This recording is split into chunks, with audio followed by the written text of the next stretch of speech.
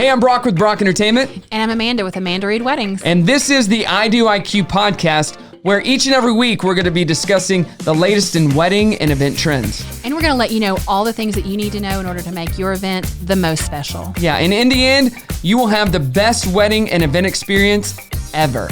And something tells me we're going to have a little fun along the way. I don't know about that. I'm a pretty serious guy, Yeah, Amanda. you kind of are. And this is a serious topic, so only seriousness. Serious business. This is the I Do IQ podcast. Let's begin. Welcome to I Do IQ. It is Brock and Amanda. We are in a different setting today, Amanda. Coming to you live from Brock's From my living room. house. Yes. You know, we usually are at Go Rogue. They are switching studios. They're moving. They have not moved yet. No. So we're like, well, we need to get some shows in. We got to record Here we because your mom's always listening. And we got to get your Shout mom out to to listen. Dai. She's So this one's for you, Dai. So what are we drinking today? Nothing. Nothing. What the heck? No, I came unprepared. I'm sorry. Oh my gosh. Next episode, we'll try to get something. Yeah, we I don't know what I have, but. We'll find something. So what have you been up to? You're in your athleisure wear today. I'm rocking the Lulu and the You've been working out at D1. like crazy. Not in this. This is not my workout attire. This is. But just it my looks athleisure. cool. Looks cool though. You're like one of those golfers that shows up on the golf course. You don't know how to play golf, but you look the part. I look the part. Like, That's man, right. they look awesome. They probably know how to play golf, and then you swing the club. They're like, Ooh, nah. ouch. They got all the right equipment. They got all the right stuff. They just Don't have the know how to moves. play. No. Yeah. So what are we talking about today? I think I want to talk about wedding stress. Okay. Like stress, weddings can be super stressful. And Not just for the couples, but for the vendors as well. You've been very stressed lately. Yeah, I think that's why I want to talk about it. This is a de-stressing episode We're with gonna do Amanda some Reed. yoga and we're gonna have some meditation. From Yeah. Dalai Lama. Yeah, it's been tough. I mean, I've held it together really well, and then it's like I look at my email and I answer 2 emails, and then 75 new come in, and I can't stay on top of it. I don't know if you Right. deal with that as much as I do. No, I do, but my emails aren't as in-depth as yours are. Mine's like constant problem solving. Yeah. Okay. And because of new directives and new changes, and literally we plan something and then before we can implement it, it's changed. Right. You know, before we can actually execute whatever that is, it's a new rule. And so we're having to constantly reinvent the wheel and deal with very freaked out clients because these poor people are like, I literally just got a text from a friend, just a friend, but he was like, hey, I'm in a wedding next weekend. They're telling us that we have to wear masks during the ceremony. What? What do I got to do? Because that does not look good for It pictures. doesn't look good for pictures Or anything, you know? Yeah. So I really don't know. I mean, and a lot of these things I don't know how to answer people because it's kind of scary. Yeah. You don't want to do the wrong thing and you want to be sensitive to the situation, but at the same time, it's hard. It's hard. Right. Life is weird right now. So stress, where do we even start? Where do we even start? Well, You pulled something up. I What do we pulled something got? up. Let me take a look here. What do we got? This is weird not having a full crew. I know. Like I'm usually sitting off in the laughing. distance, and we're just fingers crossed making sure hopefully this is actually still this is recording. recording and everything's working. Because I'm not coming back over here if this is wrong. No, we're not back. doing this again. No, it's a one-shot deal. You know what we didn't start off with was our obsession. Yeah, what are you obsessed with? My shoes. Your shoes? I think that's Are those new? Yeah, these are pretty new. I like them. Yeah, they're the kind of the old school Air Maxes. I love a classic those are cool. 90s like Air Max. I had these same shoes in like every color. Really? I was like, And now they're back. they're so bad. And they're so super cool. Yeah, I love them. I am obsessed with them. And those are the 90s colors. They are. I know. Yeah. I had this exact like color palette when I was like, 5 because I'm so young. But I mean, yeah, no, they're my favorites. They are terrible for working out. They hurt my feet. Something. Oh yeah. They're not. They're for not. I mean, working they're out. not. They're like, you can't have a crease, which these have a little bit of a crease. But like, Ruined them. ruined my shoes. They're trashing out. But no, I'm kind of obsessed with these, and I'm trying to find them in lots of fun These are colors. really comfortable. I love those. I've got those in like neon, like red and blue, and I love them. The Adidas. I love Adidas. So comfortable. These ones right here, but The only thing I don't like that they've got that really big, it's really big sole. The sole at the very back. Yeah. Because like when you're on a rowing machine, now that I'm working out, You know this kind of I stuff. know, like Yeah. it could get caught in the machine, like trying to get out, like when you're trying to do a quick turn. So my trainer Dustin, he is all about the low gravity shoes, or no shoes at all. Really? Yeah, because of the way your feet are supposed to be. It's supposed to be better for you. I'm sure, but no drop on your heel, so it's flat, like flat shoes. Okay, it's supposed to be better for your posture and everything. Interesting. Takes some getting used to because we're used to having a little bit of a lift, right?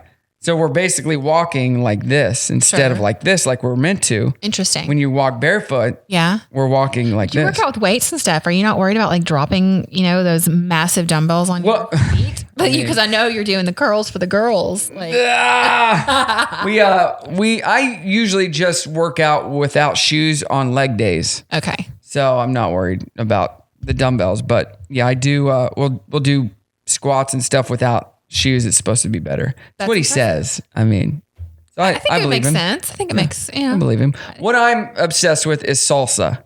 Really? I'm obsessed with making homemade salsa. Okay, you said that the other day. You're making. And I meant for you to try it on my radio show that you help co-host with me. Yeah.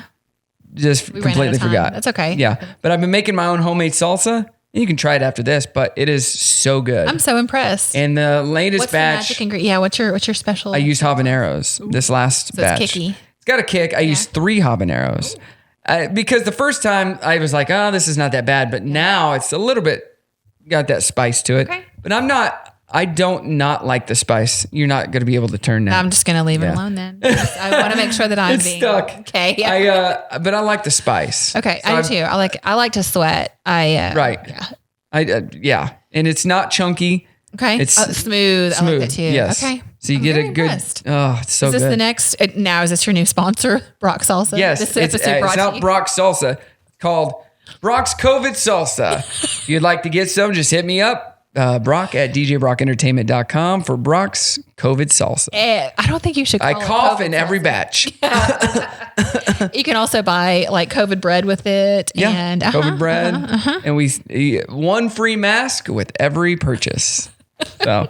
All right, stressing at weddings. Yeah. I don't get stressed. My job is not stressful. As a vendor. My job is stressful because I deal with people like you all the time. I don't get stressed. I hear this a lot. Oh, I'm so glad you hear it. One less thing I have to worry about. Yeah, right. Because I like to think that when we show up prepared and we know what we're doing. That's true. Don't have to worry. Do you have the music? Do you have this? Do you know? Yeah, we're good. We're good. We're all set. Let's rock and roll. And you say the couple's names incorrectly, and then we all our said that once or twice. Our worries go away. Said that once or twice. It happens. No, I'm kidding. You don't. Like that's why I tell my DJs we do not say last names for the bridal party. It's smart. Like first names only. Nobody cares about last names. For the bride and groom, say their last name, obviously. When the couple insists though on the wedding party's full names, I write it out phonetically for who's announcing it. Because some of them are so difficult. Oh gosh, I stumble over. I mean, even like a first call with somebody, I get their like email and I'm like, I'm sorry, I want to make sure I'm saying this. Yeah. Marquisa?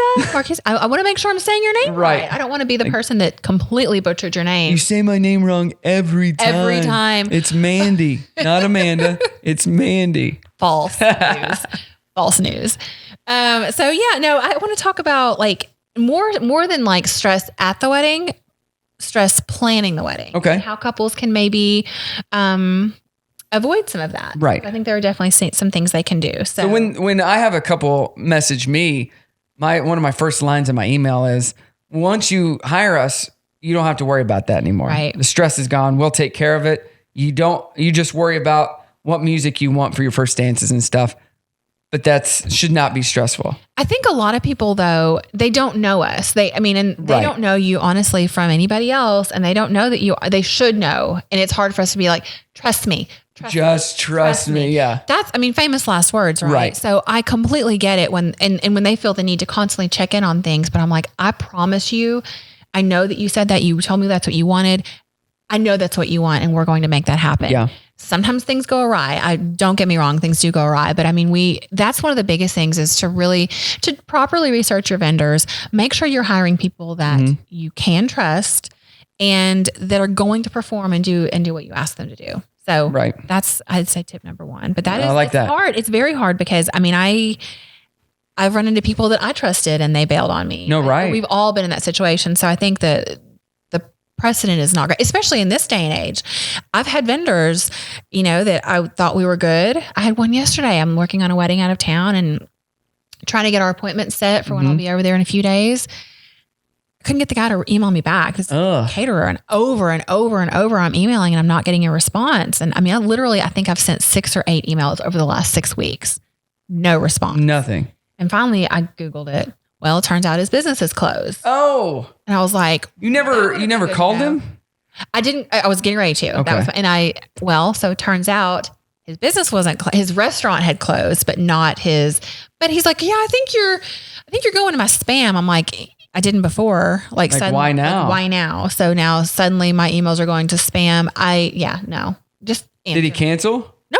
Oh, they're still on. He just wasn't getting your messages. I think he somehow, or he just was really just chilling on the couch. But thank God for you, because had that been the bride or the groom, they would have been freaking out. Right. And I had a moment, and I told the bride yesterday, kind of jokingly, I was like, I got to tell you, I had a little freak out because, this disappeared, but I mean, then it came back and everything was fine. And we're good. We're all good. But I've had my share of that kind of stuff happen, vendors going out of business. I mean, some of my favorite vendors, not necessarily locally, but nationally and internationally, companies I would not have expected have went out of business over the last few months. Yes. Really? Yeah.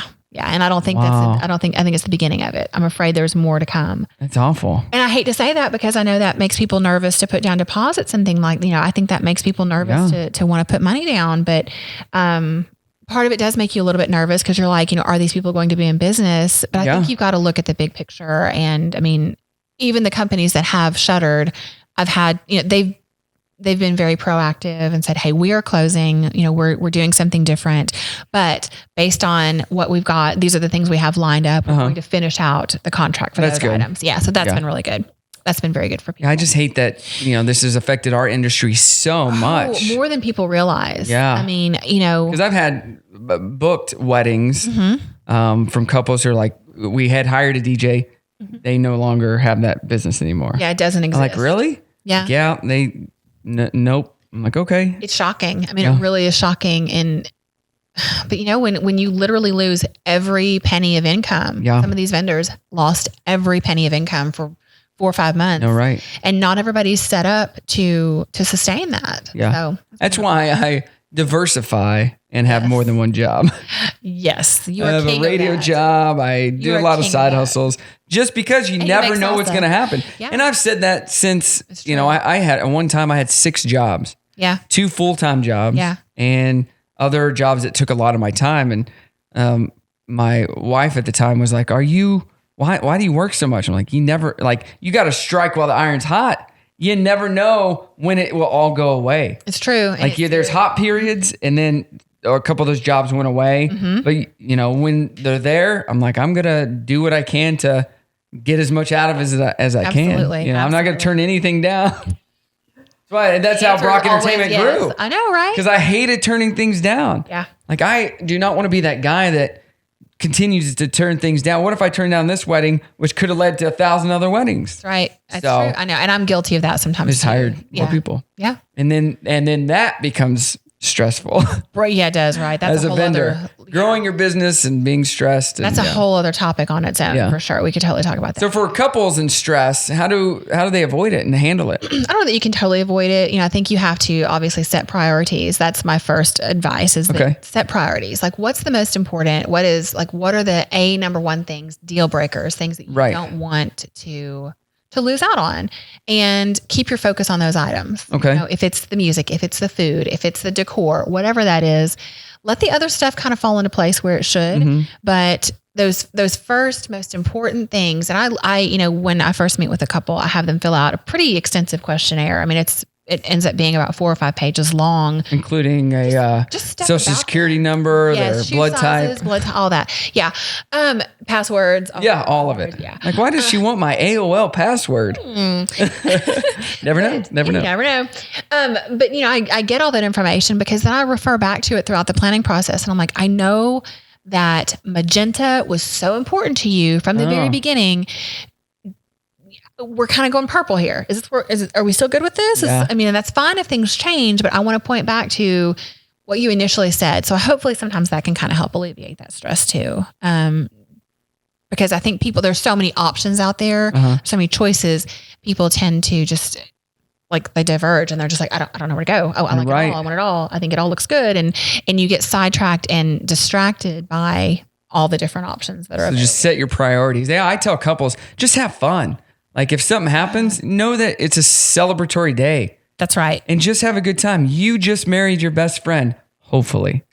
Hopefully. And yes. Anything else after that, it doesn't really matter. Yeah, that's right. No matter how much you think it does matter and how, you get some couples that it's got to be this way, it's got to be that way, or they're going to be unhappy. It's like, roll with it. Just have fun. Like, remember this day as a joyous day, not as, oh, they brought out the wrong blah, blah, blah, or the DJ played the wrong. Laugh about it. Yeah. Laugh about it. You have to. Come on. I mean, there are some things that I feel are insurmountable. I mean, if like things are really that bad, but at the end of the day, the people do sometimes tend to pick things apart. And I'm just like, let it go. No, right. You had beautiful flowers.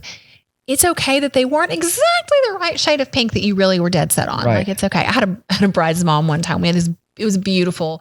Blue was her tone. She really wanted all of her blues to match exactly. Actually, you were at this wedding. She wanted her blues to be the same. So bridesmaids dresses. So That's tough. Yes. So we spent a lot of time trying to find the perfect shade of blue, kind of a cloudy, smoky blue for the tablecloths and all this. And finally I had to say, look, I need you to trust me. I know that this is going to be gorgeous. I know this is going to be beautiful. Blue is blue. Blue is blue. But within reason. Like I know how to pull color together. I know how to make these things blend. I need you to trust me. Was that the wedding I painted my body blue like a Smurf? That is the one. That's the Brock, one. we need you to show up painted like a Smurf. Well, this mother and I we were close and are still. And she had a dream about me telling her to trust me. And there were red porcelain, like China dolls on the place settings. Trust me. Porcelain dolls? Porcelain dolls on the place setting, like red China dolls on the place setting. And she was like, I trusted you. And this is awful. Trust me, they're going to be great. So yeah, so it brought a funny dream. And we've giggled about that so many times though, because I'm like, trust me. And the color turned out fabulous. It was perfect. It looked great. It was beautiful. All the mix of blues that we had was perfect. Yeah. But yeah. When was that wedding? Oh gosh. Because the last wedding 17? I did with you guys, it was blue too. We're doing a lot of blues. Yeah. A lot of blues lately. This was on the forefront of the blue trend. Oh. The last one was Stephanie had the floral bluish tablecloths, and my shirt matched. I know, it was very cute. I love when you match the wedding perfectly. It's like everybody, the guests were like, "Oh, you look really nice." I said, "Thank you." I got here early and I made my shirt out of one of those tablecloths. They're like, "Did you really?" Yes, yeah. I really like to be a part of every wedding I'm going to have to spend $500 to replace that tablecloth, but it was worth it. So worth it. All right, what's the next point of advice that you have for couples? I would say to communicate, to really focus on the budget, first of all, creating a budget that works for you. And that's something I feel like I preach that when we talk about just planning in general. Well, budget and money can be very stressful. Extremely. Especially if your budget's small and you have big ideas. Exactly. And you don't know how to get those big ideas with that budget. Exactly right.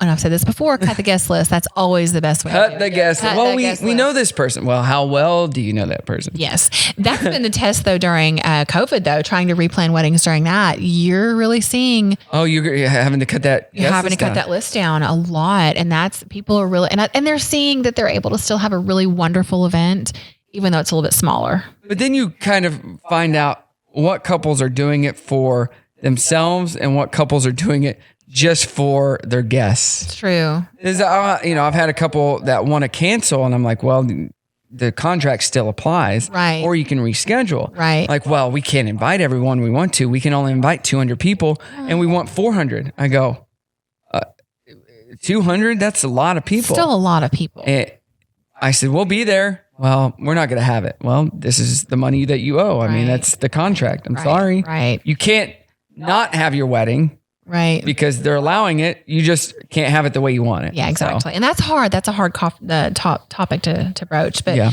as far as the budget, like communicating, what are we really willing to spend with, parents, in-laws, couple, whoever it is that's putting in money, communicating on that. And if it's like hey, this is our general idea, great. We're going to work from that. This is where we're going to start. super, or if it's like, this is the hard cost, like this is how much we have to spend and not a penny more, but knowing that and on the front end, making sure, and then really, like I said, prioritizing those things that are super important and then letting the other stuff fall into place and letting go of the stuff that you can't have it. Right. You know, I know you wanted a band, but you chose a DJ because budget permitted, like that's where you needed to be. And you need to let go of that. Right. Don't quit continuing to beat him up because he didn't make enough money to whatever that is. Or your parents, like, right. Yeah. Like, let it go. And I would say that people really do. I mean, I feel like they do mostly make choices and move on. But occasionally you find somebody that continues to let themselves feel stressed over the things that they wanted and can't necessarily have. And I think you need to just enjoy the day. Enjoy it. You just... Yeah. That's just a life lesson right there. Right. Like we build up, when you build up something so great in your mind, it'll never live to the expectation. I know. Yeah. I'm bad about that. I know I do. I set my expectations so low that it will always, everything's going to be great. It will always match it. You know, any food I eat, this food's going to suck. It's going to be terrible. It's going to be the worst. And I eat it. It's adequate. It's adequate. It beat my expectations. That is the best billboard I can see for a restaurant. It's adequate. Don't set your expectations too high. We're just adequate. I love that. We'll get you by. And then you become amazing. Like, and then people show up. I want to try this adequate food, and it's amazing. That'd be cool. That's right. It's a good thing. All right, what's the next step? Having a backup plan. Yes, especially which is now. Yeah. Right. Nobody would ever thunk to have a backup plan. No, not like that. I mean, typically, I wished for the days, I longed for the days when we were worried about rain on a wedding day. I know, right? Like, that's the least of our worries. I know. These days. My gosh, it would be lovely to have to be like, oh my gosh, I've got to get a tent 4 days before the wedding. Oh, shucks. So, well, in hindsight, in the future, when that hopefully comes back into play, you'll be like, oh, that's no big deal. We survived 2020. We survived 20. We all need a t-shirt that says, I survived 2020. I survived 2020. And all I got was this lousy t-shirt. In the wedding industry. Oh, mercy, right. So speaking in normal times, you know, you're worried about rain. You pick an outdoor venue, you need to be okay with the fact that you might have to pivot. Oh, I hate that term. Pivot. We've heard that way too much lately. It's true though. But you might have to make some adjustments at the last moment. And you've got to be okay with that. Yeah. So what are you looking at back there? Oh, I'm looking at our board back there just to make sure I'm usually we have somebody running that. Okay. And wearing headphones, making sure we sound good. I'm just making sure our levels are on. Okay. So sound okay? Your mom's sitting back there. That's waving at her. She's hanging out with my children's right now. She could have come and done the camera and the board for us. She wouldn't know what she's doing, but no. She would have been like, Brock, question. When are you going to tell a joke? When are you going to throw out a sponsor? Yeah, really. Is it time for that? Do you have a sponsor? Today's episode brought to you by white. The color white.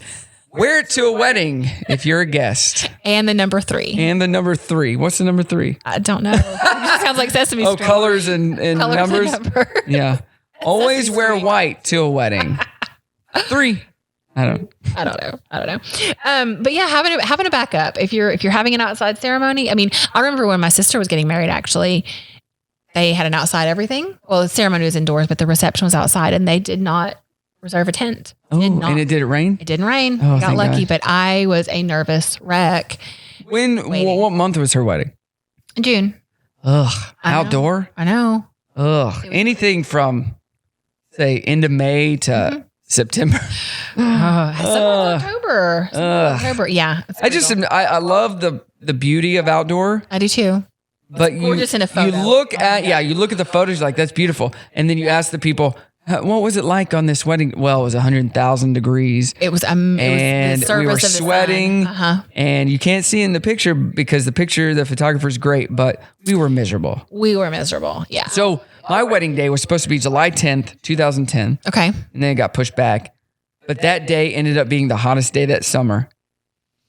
Thank God we did not get married that day. God. We ended up getting married on January 1st, 2011. And it was sunny, didn't, snow or anything. It was cold. Yeah. But I'd rather take pictures outside in cold weather and in a full suit. Agreed. Than in the hot weather. Fake.